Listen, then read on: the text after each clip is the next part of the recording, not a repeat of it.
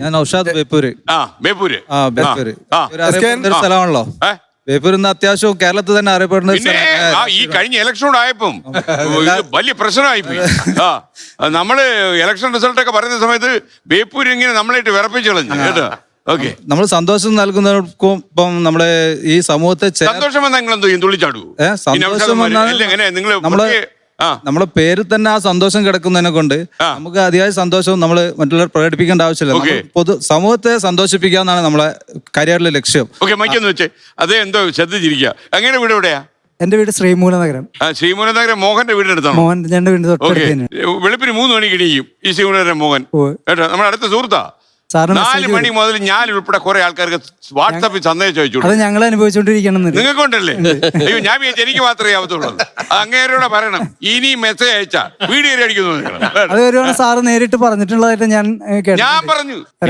വിജയേട്ടനൊക്കെ എന്റെ ശ്രീമൂലനഗരം വിജയൻ എന്ന് പറഞ്ഞാൽ എന്റെ ചങ്കായിരുന്നു. തീർച്ചയായിട്ടും കുടുംബം മൊത്തം ചങ്ക. ശ്രീമൂലനഗരത്തിന്റെ അഭിമാനമാണ് അവര്. പിന്നെ തീർച്ചയായിട്ടും ശ്രീമൂലനഗരത്തിന്റെ പേര് പുറത്തോട് അറിയപ്പെടാൻ കാരണക്കാരായവരിൽ ഒരാളാണ് അദ്ദേഹം അല്ലേ. അപ്പൊ അദ്ദേഹത്തിന് വേണം ഒന്ന് ഡീൽ ചെയ്തത്, അത് കുഴപ്പമില്ല. അപ്പൊ അവിടെ ജീവിതമൊക്കെ കുഴപ്പമില്ല. എന്താ ചെയ്യുന്നത്? ഞാൻ സിയാലില് എയർപോർട്ടില് ഫ്ലൈറ്റ് വരുന്നതും പോകുന്നതും തീരുമാനിക്കുന്ന ആളാണോ? അല്ല, കാർഗോ സെക്ഷനിലാണ്. കാർഗോ ഇല്ല, പിന്നെ കാര്യമില്ല. ബേപ്പൂർ നൗഷാദ് പറഞ്ഞ ആളെ ബ്ലഡ് ഡൊണേഷൻ കോർഡിനേറ്റർ ആണ് ഞങ്ങളെ. അത് പറഞ്ഞില്ലല്ലോ. നമ്മുടെ ബേപ്പൂര് പൊതുസമൂഹത്തിൽ നമുക്ക് ചെയ്യാൻ പറ്റുന്ന ഏറ്റവും വലിയൊരു പ്രവർത്തനമാണ് അന്ന്. ലോകം ഇത്രയേറെ പുരോഗമിച്ചിട്ടും ഇന്നും മനുഷ്യന് സാധ്യമാകാത്ത ഒന്നാണ് ഈ രക്തം എന്നുള്ള സംഗതി. അത് കണ്ടെത്താൻ ഇന്ന് വരെ ഒരു മനുഷ്യൻ വേറെ സംവിധാനം ഒന്നും ഒരുക്കിയിട്ടില്ല. അത് ഒരു മനുഷ്യനിൽ നിന്ന് മറ്റു മനുഷ്യനിലേക്ക് സഹായിച്ചേ മതിയാവുള്ളൂ.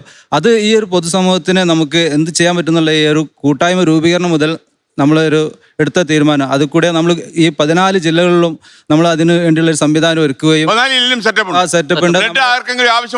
നമ്മളെ കൂട്ടായ്മയിൽ നൗഷാദ് വിളിച്ചാൽ നമ്മള് പിന്നെ എന്താ വേണ്ടത്? അത് നമ്മൾ വിവിധ ജില്ലകളിൽ നമ്മള് എല്ലാ ഹോസ്പിറ്റലിലും 3 മാസത്തിലൊരിക്കലും കൃത്യമായ ബ്ലഡ് ഡൊണേഷൻ ക്യാമ്പുകൾ നടത്തലും ഉണ്ട്. അതിൽ കൂടെ നമ്മള് ഒരുപാട് ഹോസ്പിറ്റലുകളിൽ നിന്ന് വിവിധ ജൂൺ 14 ലോക രക്തദാന ദിനത്തിൽ നമുക്ക് ഒരുപാട് ആദരവുകളൊക്കെ ഈ കൂട്ടായ്മക്ക് നേടിയെടുക്കാൻ കഴിഞ്ഞിട്ടുണ്ട്. അതിൽ കൂടെ ചെറിയ സന്തോഷം എന്ന് പറയുന്നത് തീർച്ചയായിട്ടും കേരളത്തിൽ 500ഓളം പേർക്ക് രക്തം നൽകിയിട്ടുണ്ട് എന്നാണ്.